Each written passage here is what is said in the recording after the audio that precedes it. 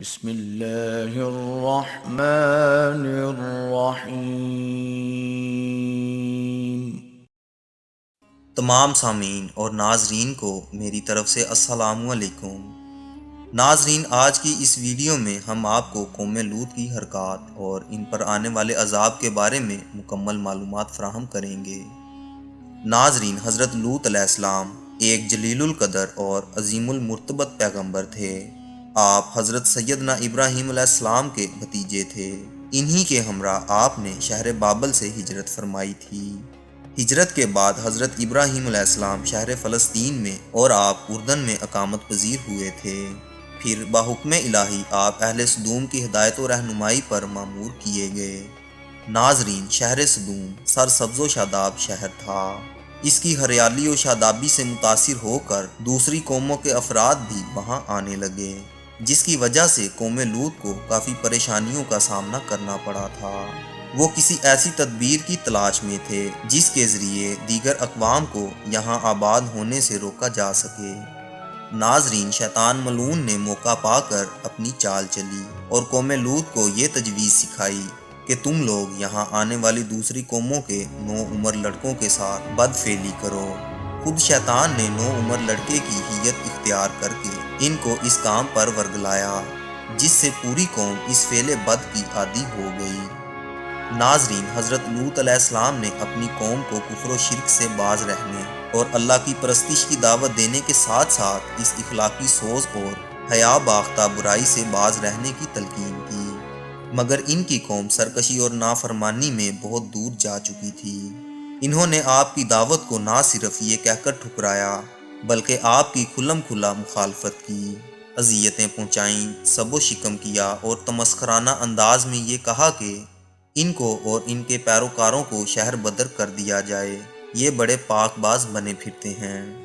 حضرت لوط علیہ السلام ان تمام تر مخالفتوں کو برداشت کرتے ہوئے اپنے دعوتی مشن پر سرگرم عمل رہے اور ان کی اصلاح و تزکیہ کی ہر ممکنہ کوشش کی، تاہم قوم کی طرف سے آپ کو ہمیشہ مایوسی ہی دیکھنے کو ملی۔ چند افراد کے علاوہ پوری قوم اپنی سابقہ بد اخلاقی و فحاشی کی راہ پر گامزن رہی۔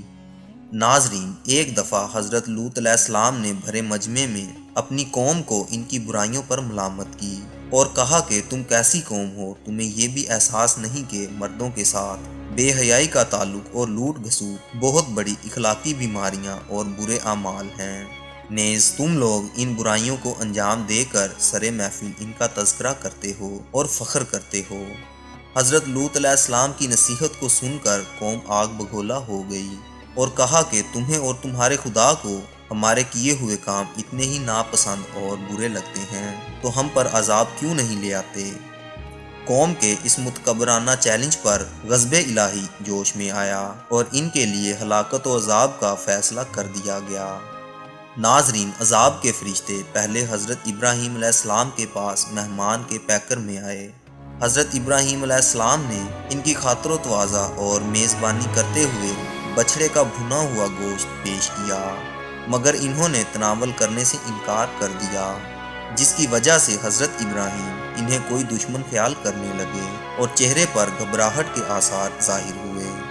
فرشتوں نے جب یہ دیکھا تو کہا، آپ کو پریشان خاطر ہونے کی ضرورت نہیں، ہم کوئی دشمن نہیں بلکہ فرشتے ہیں اور ہم آپ کے پاس اولاد کی خوشخبری دینے اور قوم لوط کو ہلاک کرنے کے لیے آئے ہیں۔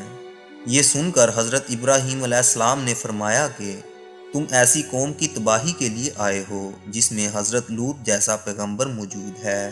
تو فرشتوں نے کہا کہ ہم اس بات سے بخوبی واقف ہیں، مگر اللہ کا فیصلہ یہی ہے کہ اس قوم کو ہلاک کر دیا جائے اور حضرت لوط، ان کا خاندان اور ان کے ماننے والوں کو اس سے نجات دی جائے، مگر ان کی بیوی کو نجات حاصل نہ ہو، کیونکہ انہوں نے حضرت لوط پر ایمان نہ لا کر قوم کی بدعمالیوں اور سرکشیوں کی حمایت کرنے کو پسند کیا ہے۔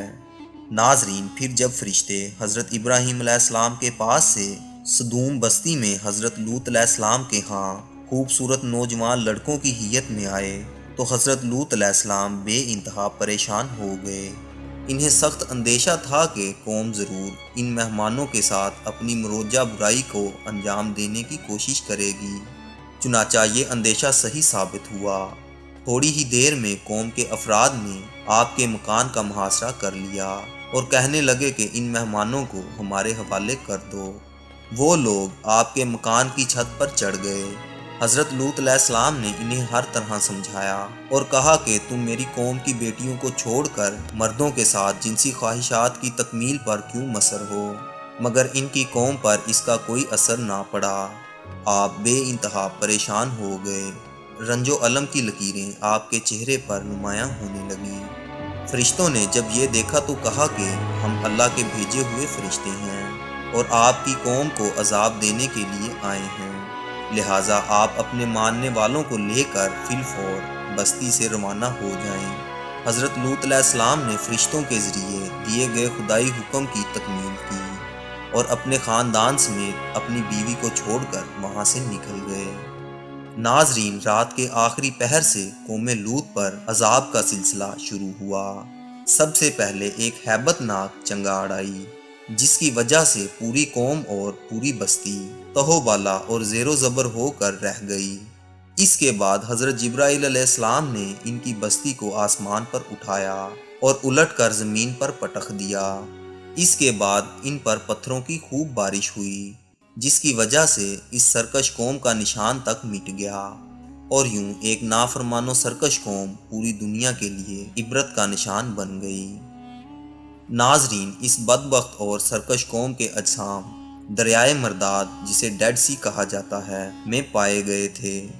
اس دریا میں نمک کی مقدار اس قدر زیادہ ہے کہ کوئی وزنی شخص اگر اس میں چلا جائے تو وہ نہ ڈوبے۔ ناظرین، اب اسی امید کے ساتھ اجازت چاہتا ہوں کہ آپ کو ہماری آج کی معلوماتی ویڈیو پسند آئی ہوگی۔